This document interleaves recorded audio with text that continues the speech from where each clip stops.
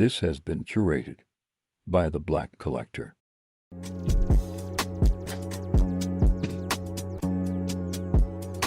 Goddamn.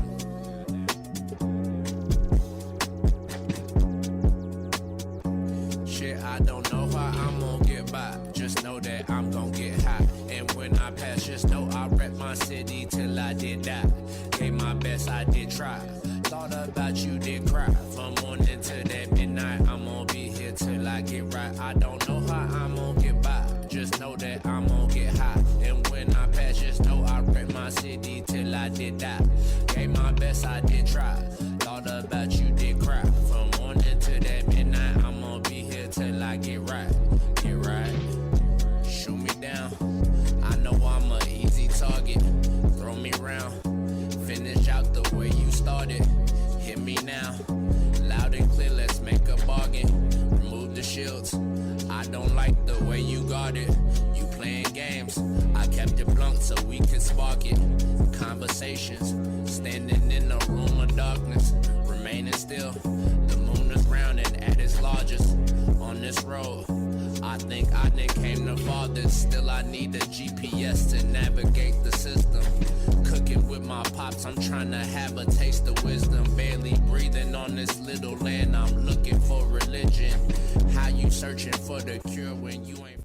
My name is Dave Christopher Jr. I'm the program manager of the AMP Music Academy. And what we do is we service kids ages 6 to 18. We teach free music lessons in guitar, piano, music production, audio engineering, creative writing, drums, piano. Not sure if I said that, but yeah. I picked my nigga up from jail cause he was on the runway. So them days, I pray to God he let us see them sun rays and let me live just long enough to see the child my son raised. We've been around for a little over 10 years, providing free programming to the community. We've since expanded to business and technology. This program was essentially started or founded upon my dreams. Fast forward, I'm about 12 years old, and my dad is kind of having some internal struggle, if you will, as a single father of like, now I've got this responsibility of raising this young man on my own. What do I do?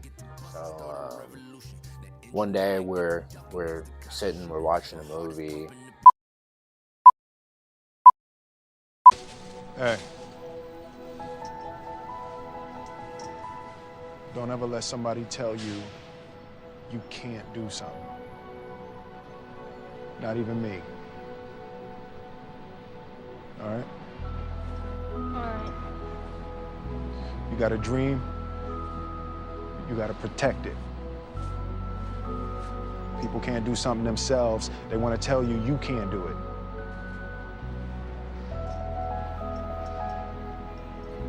You want something, go get it. Period.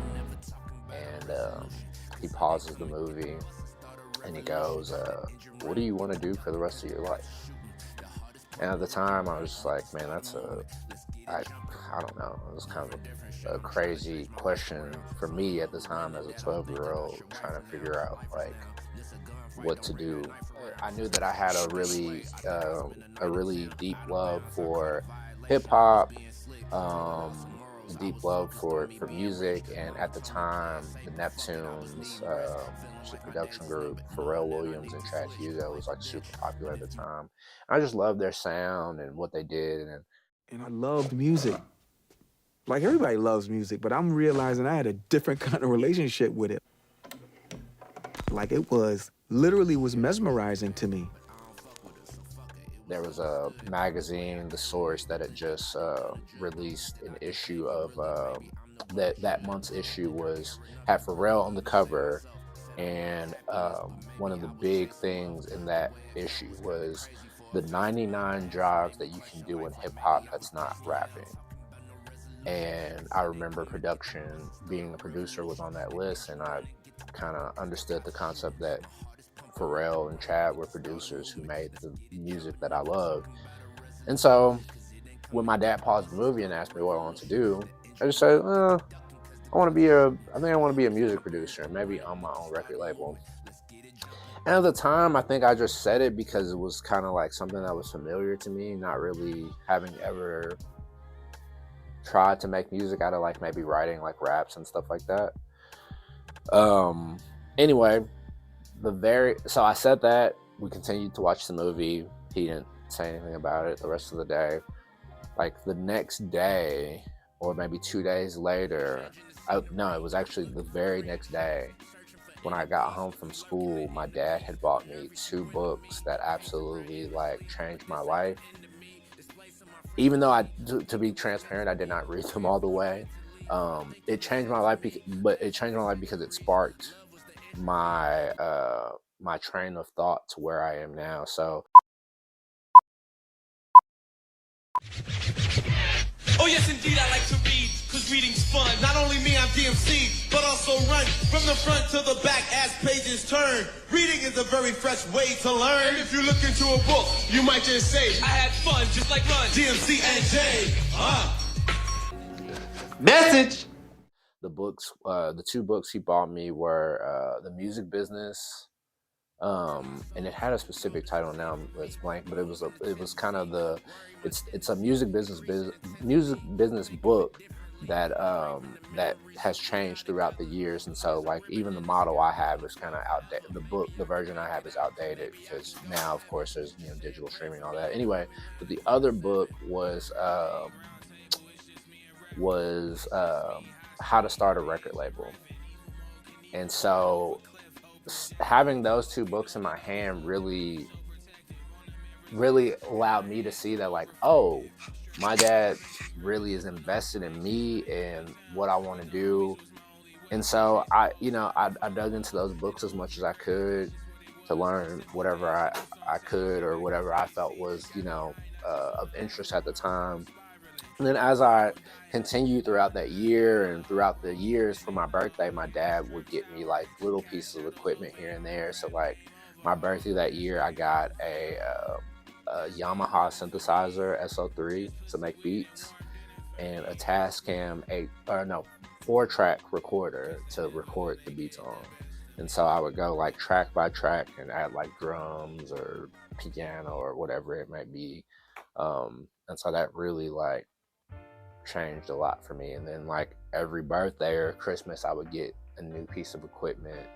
And so from there, it was just like, okay, fast forward years later to kind of answer the root of the question about the relation to my childhood dreams to the business. I'm driving along one day with my dad, and just kind of similar to the question I got when I was 12, we're driving and he goes, what do you think of us having a program that is like what you had as a kid? Because also I forgot to add that we eventually moved and he built a studio, like a full studio with a music booth, because the house that we moved in to had an unfinished basement, and one of the rooms was my studio. And so I had friends that came over to record and all that stuff. Granted, I didn't know how to use any of that stuff, but it was still cool to have. And so, like I said, so fast forward some years later, my dad's like, what if we had a program where kids had access to the stuff that you had access to, but they had people that could teach them how to use that equipment? And I was like, man, that would be great. And so I'm thinking like, oh, this is just kind of a concept he's working out. Like probably maybe 6 months later, if even that, Amped was coming to fruition.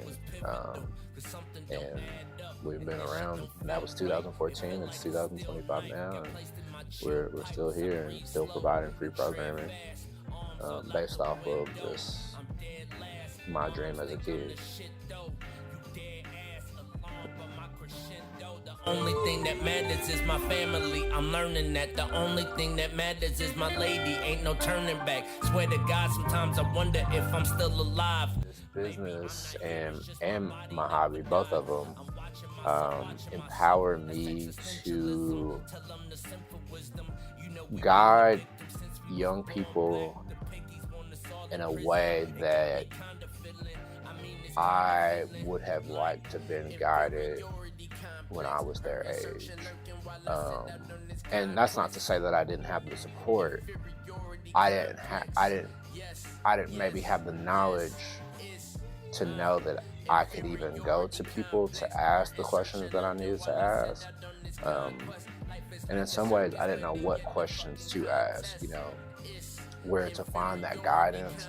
And so what AMP does and what I'm able to do through my own music is to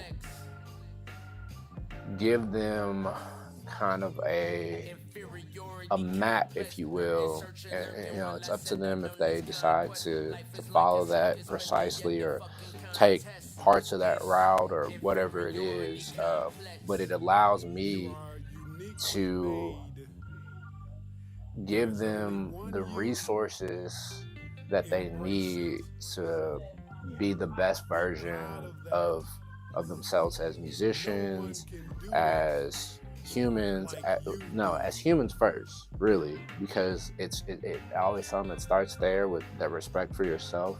That's like when we go over expectations, it's the first expectation is to respect yourself, because when you respect yourself, it opens up room for you to have respect for others and respect for your art and respect for other things. And so teaching them how to be unapologetically themselves, and then adding the music component to it and allowing them to be musical, creative, visual, to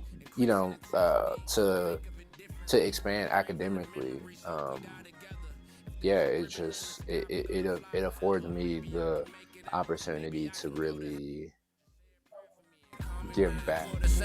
Yo, round 8, round table, it's just me and Reverend. It's just me, high speed, hear the engine revving. Evil mode can evil. I never even thought that I would work with kids. It was never on my mind or intentional. It just happened, and the connection that keeps me here is truly, it's kind of selfish, because I just know how much that would have done for me. And of course, fine where I am and happy where I am, but just hoping that they can be better than me and get opportunities that maybe I didn't receive. See, we didn't want dinner for me and sleep.